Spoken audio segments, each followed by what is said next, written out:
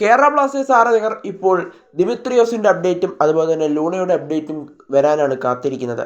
അവരുടെ കരാർ പുതുക്കലുമായി ബന്ധപ്പെട്ട കേരള ബ്ലാസ്റ്റേഴ്സിൻ്റെ ആ പോസ്റ്റ് കാണാനാണ് ബ്ലാസ്റ്റേഴ്സ് ആരാധകർ ദിനങ്ങൾ എണ്ണിയുള്ള കാത്തിരിപ്പിലാണ്.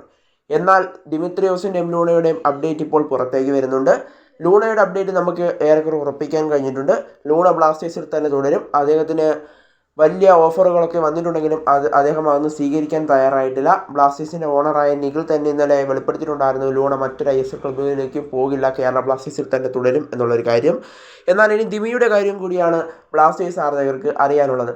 ഇന്നലെ ഒരു ആരാധകൻ മാർക്കസ് മുർഗലാവോട് ചോദിച്ചിട്ടുണ്ടായിരുന്നു കേരള ബ്ലാസ്റ്റേഴ്സിൽ ദിമിയുടെ കാര്യം എന്തായി എന്നുള്ളൊരു കാര്യം. കരാർ പുതുക്കൽ അങ്ങനെ നടന്നിട്ടുണ്ടോ എന്നുള്ളൊരു ചോദ്യമാണ് ചോദിച്ചിട്ടുണ്ടായിരുന്നത്. എന്നാൽ മാർക്കസ് മെർഗലാവോ അതിന് പറഞ്ഞ മറുപടി ഇപ്രകാരമാണ്: ഇതുവരെയും ഒന്നും സംഭവിച്ചിട്ടില്ല.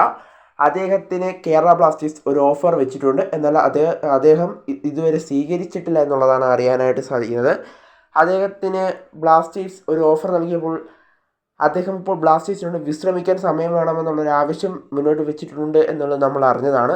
എന്നാൽ അതിനുശേഷമായിരിക്കും താരം ഈ ഓഫർ സ്വീകരിക്കാനുള്ള നടപടികൾ എടുക്കുക എന്നാണ് അറിയാനായിട്ട് സാധിക്കുന്നത്. എന്തായാലും അദ്ദേഹം ഈ ഓഫർ സ്വീകരിക്കുകയാണെങ്കിൽ ദിമി അടുത്ത സീസണിൽ ബ്ലാസ്റ്റേഴ്സിൽ തുടരും, അല്ലെങ്കിൽ റിജക്റ്റ് ചെയ്യുകയാണെങ്കിൽ താരം ബ്ലാസ്റ്റേഴ്സ് വിട്ടേക്കും. എന്തായാലും മാർക്കസ് മുർഗലാവോ അദ്ദേഹത്തിന് വേറെ ISL ക്ലബ്ബുകളിൽ നിന്നും ഓഫർ ഉണ്ട് എന്നൊന്നും പറയുന്നില്ല.